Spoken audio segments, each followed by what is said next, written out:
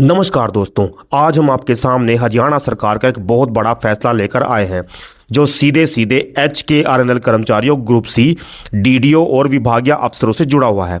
यह खबर सिर्फ अफवाह नहीं है, यह किसी वेबसाइट की जानकारी नहीं है, यह खबर अखबार में छपी हुई है। और दोस्तों, अगर आपने ये वीडियो पूरा नहीं देखा तो हो सकता है आपका डाटा भी पोर्टल पर अपात्र हो जाए।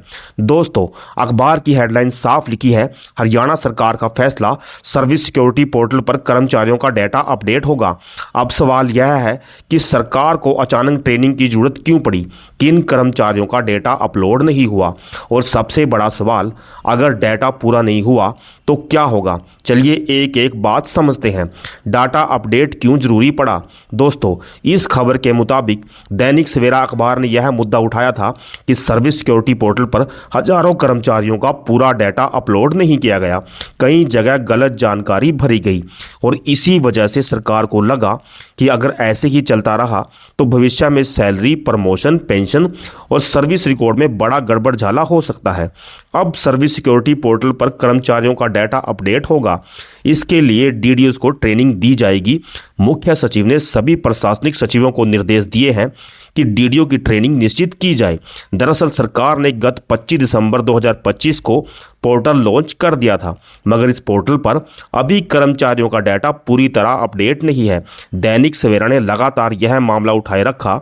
सरकार ने संज्ञान लेते हुए यह ट्रेनिंग देने का फैसला किया है। मुख्य सचिव की तरफ से भेजे गए पत्र में कहा गया है कि हरियाणा के contract employ security of service web portal 25/12/2025 को शुरू किया गया है ताकि योग्य कॉन्ट्रैक्ट एम्प्लॉय 31 जनवरी 2026 तक आवेदन जमा कराए जा सके।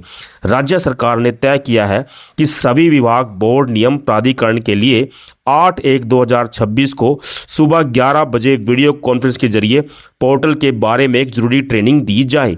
यह ट्रेनिंग पोर्टल, इसके प्रोसेस, फंक्शनलिटीज को एक जैसी समझ को पक्का करने और DDO को आवेदकों संबंधी दिक्कतों को दूर करने के लिए ऑर्गेनाइज करने का फैसला लिया गया।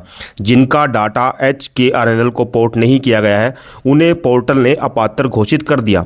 कुछ कर्मचारियों ने दैनिक सवेरा को बताया कि उन्हें 5 साल से ज़्यादा हो गए हैं, मगर जब वे पोर्टल पर आवेदन के लिए प्रयास करते हैं तो वे आवेदन नहीं कर पाते क्योंकि उनका डाटा ही पोर्टल पर अपलोड नहीं है।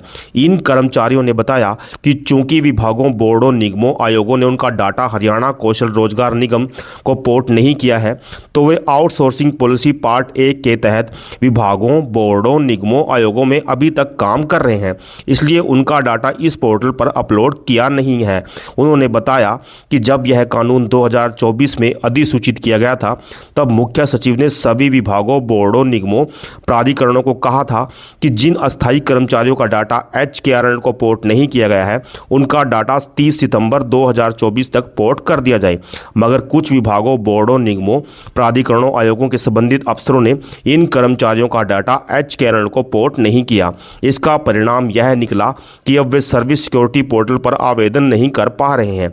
इन कर्मचारियों में मायूसी छाई हुई है। उनका कहना है कि यह गलत संबंधित विभागों से संबंधित अफसरों की है, मगर खामियाजा कर्मचारियों को भुगतना पड़ रहा है। पोर्टल से जुड़े कर्मचारी इस प्रशिक्षण सत्र में शामिल हों। सरकार ने कहा कि सभी विभाग, बोर्ड, निगम, प्राधिकरण यह सुनिश्चित करेंगे कि पोर्टल से जुड़े संबंधित अधिकारी, कर्मचारी इस प्रशिक्षण सत्र में जरूर शामिल हो। इसके अलावा हर विभाग, बोर्ड, निगम, प्राधिकरण ग्रुप सी के 2-3 योग्य कर्मचारियों के नाम नामित करने पर भी फैसला हुआ ताकि वो दूसरे योग्य कर्मचारियों के फॉर्म भरवाने में मदद कर सकें। पोर्टल पर अपलोड करने के लिए इतनी जानकारी मांग ली है कि सभी कर्मचारी उन्हें पूरा नहीं कर सकेंगे। सर्विस सिक्योरिटी कानून के तहत 15 अगस्त 2024 तक 5 साल या इससे ज़्यादा सर्विस पूरी कर चुके अस्थायी कर्मचारी लाभ पात्र हैं। इनमें से कुछ कर्मचारियों ने दैनिक सवेरा को बताया कि सर्विस सिक्योरिटी पोर्टल पर जिन इतनी जानकारी मांगी गई है, जब भी किस कर्मचारी को पूरा करना मुश्किल है। उन्होंने बताया कि शुरू में जब ठेकेदारों के जरिए वे नौकरी पर लगे थे, तब वे ना तो ठेकेदारों को जानते हैं और ना ठेकेदारों का पता ठिकाना जानते हैं, मगर पोर्टल पर यह मांगा गया है तो उनकी तरफ से दिए गए पत्र या बैंक में वेतन की जानकारी और अनुभव प्रमाण पत्र दिया जाए, मगर वे प्रमाण पत्र ठेकेदारों से कैसे मिलेंगे। इन कर्मचारियों ने मांग की है कि संबंधित विभागों के डीडीओ से यह जानकारी मांगने का प्रावधान किया जाना चाहिए, न कि संबंधित कर्मचारियों को यह डाटा अपलोड करने को कहा जाए, क्योंकि ऐसे तो उन्हें योग्य होने के बावजूद भी सर्विस सिक्योरिटी का फायदा नहीं मिलेगा। दोस्तों, यह थी अखबार से ली गई पूरी सच्ची जानकारी। अगर आप चाहते हैं कि ऐसी सरकारी खबरें अखबार की कटिंग के साथ बिना अफवाह के आप तक पहुंचती रहें, तो वीडियो को लाइक करें, चैनल को सब्सक्राइब करें और इस वीडियो को अपने सभी सरकारी कर्मचारी दोस्तों के साथ जरूर शेयर करें। जय हिंद, जय भारत।